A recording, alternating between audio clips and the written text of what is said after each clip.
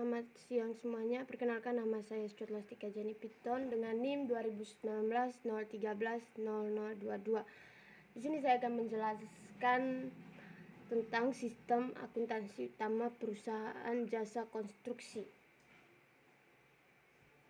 Dan dibahas yaitu yang pertama, kerangka penyusunan laporan keuangan standar perusahaan jasa konstruksi, di mana yang kita tahu dalam sistem akuntansi ini memiliki kerangka penyusunan laporan dengan tujuan untuk mempermudah dalam menyusun laporan keuangan, di mana dalam sistem akuntansi ini ada beberapa. Yang pertama, sistem akuntansi penjualan jasa. Yang kedua, sistem akuntansi pembelian. Yang ketiga, sistem akuntansi aktiva tetap. Yang keempat, sistem akuntansi kas. Yang kelima, sistem akuntansi penggajian dan pengupahan. Yang keenam, sistem akuntansi aktiva lainnya. Yang ketujuh, sistem akuntansi biaya. Di mana sistem akuntansi ini harus memiliki bukti transaksi dari setiap sistem akuntansi, kemudian dimuat dalam jurnal. Setelah itu buku besar, dan yang terakhir yaitu neraca saldo, di mana neraca saldo ini terdiri dari beberapa bagian. Yang pertama, neraca itu sendiri berupa budget. Yang kedua, laba rugi. Yang ketiga, perubahan ekuitas. Yang keempat, arus kas. Yang kelima, catatan atas laporan keuangan. Yang kedua yaitu budget. Budget itu sendiri merupakan satuan proses perencanaan dan pengendalian kegiatan operasi perusahaan yang dinyatakan dalam satuan kegiatan dan satuan uang yang bertujuan untuk memproyeksikan operasi perusahaan tersebut. Yang kedua itu manfaat penyusunan budget, antara lain yang pertama, adanya perencanaan terpadu. Yang kedua, sebagai pedoman pelaksanaan kegiatan perusahaan. Yang ketiga, sebagai alat koordinasi pekerja. Yang keempat, sebagai alat pengawasan kerja. Yang terakhir, sebagai alat evaluasi kegiatan perusahaan. Laporan keuangan jasa konstruksi yang telah dibuat dapat digunakan sebagai dasar pembuatan budget pada tahun berikutnya.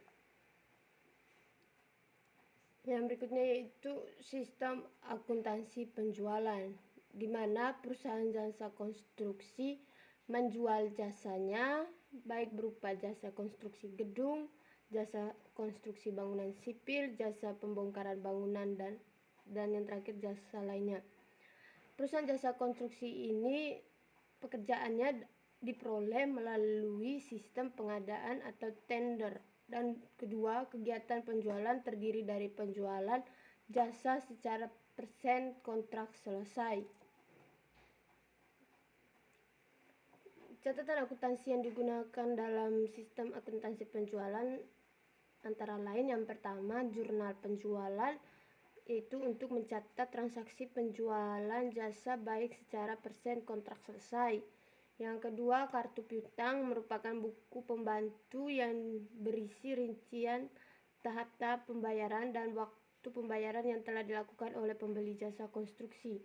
Yang ketiga, jurnal penerimaan kas untuk mencatat penerimaan kas yang terjadi dalam perusahaan. Yang terakhir, jurnal umum untuk mencatat biaya-biaya yang dikeluarkan atas proyek yang telah dilakukan.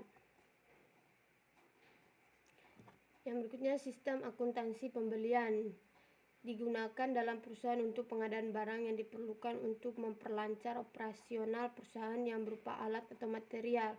Sistem akuntansi untuk mencatat terjadinya pembelian terdiri dari yang pertama, prosedur permintaan pembelian. Yang kedua, prosedur penerimaan barang. Yang ketiga, prosedur pencatatan utang. Catatan akuntansi yang digunakan dalam sistem akuntansi pembelian adalah sebagai berikut. Yang pertama, jurnal pembelian. Yang kedua, jurnal pengeluaran kas. Yang ketiga, kartu utang. Yang berikutnya, sistem akuntansi aktiva tetap. Aktiva tetap yaitu kekayaan perusahaan yang memiliki wujud, mempunyai masa manfaat ekonomis lebih dari 1 tahun, dan diperoleh perusahaan untuk melaksanakan kegiatan pelaksanaan, bukan untuk dijual kembali. Yang berikutnya yaitu aktiva tetap berwujud atau tangible fixed asset.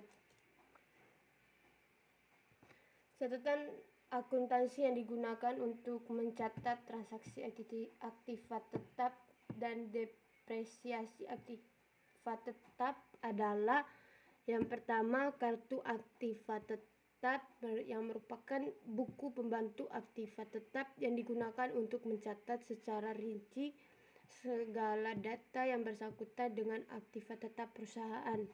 Yang kedua yaitu jurnal umum untuk mencatat depresiasi aktiva tetap. Yang ketiga, jurnal pengeluaran kas untuk mencatat transaksi pembelian aktiva tetap yang digunakan dalam perusahaan jasa konstruksi.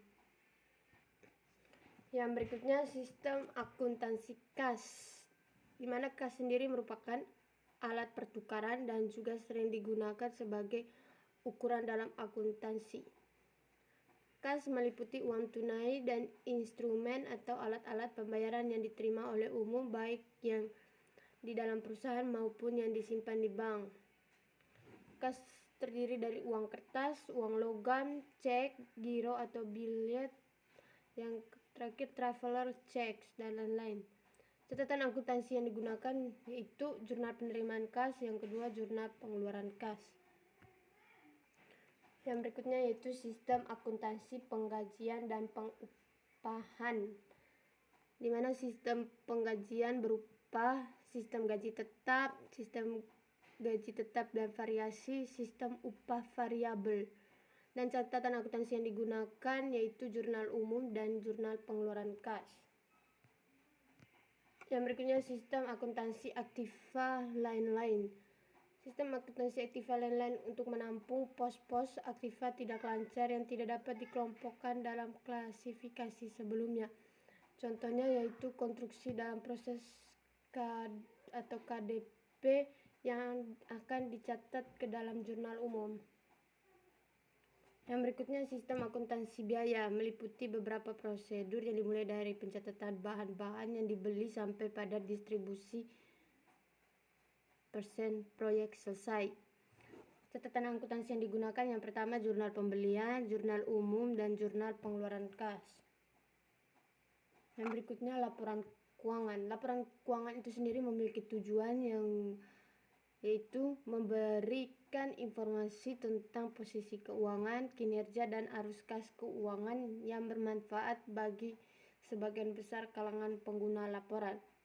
Yang kedua, sebagai dasar membuat keputusan-keputusan ekonomi serta menunjukkan pertanggungjawaban manajemen atas penggunaan sumber-sumber daya yang dipercayakan kepada manajemen. Jenis-jenis laporan keuangan utama. Yang pertama neraca, yang kedua laporan laba rugi, yang ketiga laporan perubahan ekuitas, dan yang terakhir laporan arus kas. Yang berikutnya model neraca. Neraca yaitu laporan yang menunjukkan posisi keuangan dari suatu perusahaan pada saat tertentu. Posisi keuangan meliputi keadaan aktiva, kewajiban, dan yang terakhir ekuitas. Klasifikasi dan penyajian pos-pos dalam neraca dilakukan sebagai berikut. Yang pertama, aktiva lancar disajikan sesuai dengan urutan likuiditasnya, dan pos yang segera dapat dicairkan menjadi uang tunai disajikan di urutan paling atas. Yang kedua, investasi. Investasi perusahaan pada anak perusahaan atau perusahaan afiliasi harus disajikan secara terpisah. Yang berikutnya, aktiva tetap, baik aktiva tetap berwujud maupun aktiva tidak berwujud, di mana pos-pos aktiva tetap disajikan dalam neraca menurut kekekalannya. Aktiva tetap yang umurnya paling panjang disajikan paling atas dan yang paling pendek disajikan di bawahnya. Aktiva lain-lain digunakan untuk menampung pos-pos aktiva tidak lancar yang tidak dapat dikelompokkan dalam klasifikasi di atas. Yang berikutnya kewajiban lancar, di mana pos-pos kewajiban lancar disajikan sesuai dengan urutan likuiditasnya. Utang lancar yang segera dibayar disajikan dalam urutan teratas. Kewajiban jangka panjang, penyajiannya harus mengungkapkan ikatan-ikatan yang ada dalam kontrak. Utang jangka panjang yang bersangkutan seperti tingkat suku bunga, tanggal jatuh tempo, aktiva yang disajikan sebagai jaminan. Yang berikutnya, ekuitas pemilik merupakan bagian hak pemilik dalam perusahaan, yaitu hak residual atas aktiva perusahaan setelah dikurangi semua kewajiban. Jenis modal yang paling kekal disajikan paling atas dan yang kurang kekal disajikan di bawahnya. Ini merupakan bagan penyusunan neraca, di mana penyusunan neraca dibagi dua. Yang pertama skontro, yang kedua staffel. Skontro itu sendiri terdiri dari harta pada sisi kiri dan utang dan modal ada di sisi kanan, dan staffel harta dibangun atas neraca dan utang dengan modal di bagian di bawahnya. Baik, gambar ini merupakan contoh model neraca, di mana ada aktiva, ada pasiva. Aktiva terdiri dari aktiva lancar, aktiva tetap, dan untuk pasivanya utang jangka pendek dan utang jangka panjang, dan yang terakhir yaitu ekuitas. Yang berikutnya model laba rugi. Laba rugi dibagi dua, yang pertama multiple step atau langkah bertahap, dan yang kedua single step atau langkah tunggal. Dalam multi-step atau langkah bertahap terdiri dari penjualan, harga pokok penjualan, laba kotor, beban usaha, laba usaha, pendapatan dan beban lain-lain, laba sebelum pos luar biasa, pos-pos luar biasa, pengaruh kumulatif, laba sebelum pajak penghasilan, laba bersih. Dan single step ada penjualan, harga pokok penjualan, laba kotor, beban usaha, laba usaha, pendapatan dan beban-beban lain, laba sebelum pos luar biasa, pos-pos luar biasa, pengaruh kumulatif, laba sebelum pajak penghasilan, yang berikut pajak penghasilan, dan yang terakhir laba bersih. Gambar ini merupakan contoh model laba rugi di PT Bhinneka Jasa Konstruksi, di mana terdiri dari biaya-biaya, jumlah biaya, laba sebelum pajak, dan yang terakhir yaitu laba bersihnya. Yang berikutnya model perubahan ekuitas.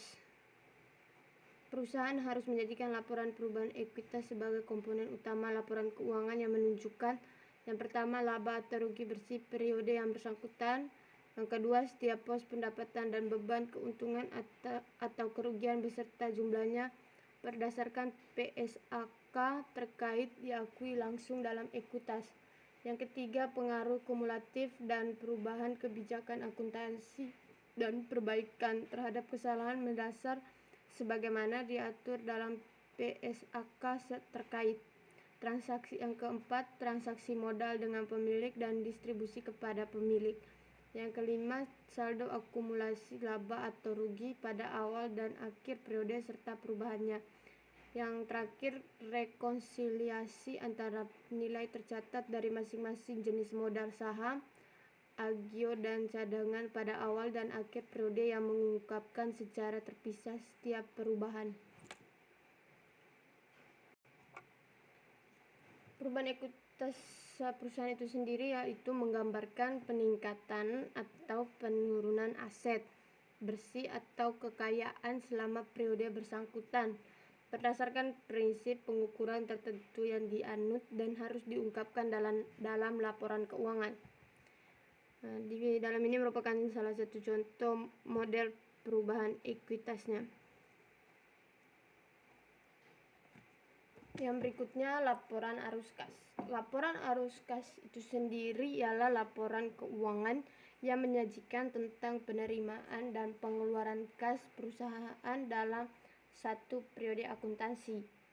Tujuannya itu untuk menyediakan informasi sumber dan penggunaan kas dan setara kas selama periode akuntansi, serta rekonsiliasi kas di awal periode dengan kas di akhir periode ditambah saldo setara kas.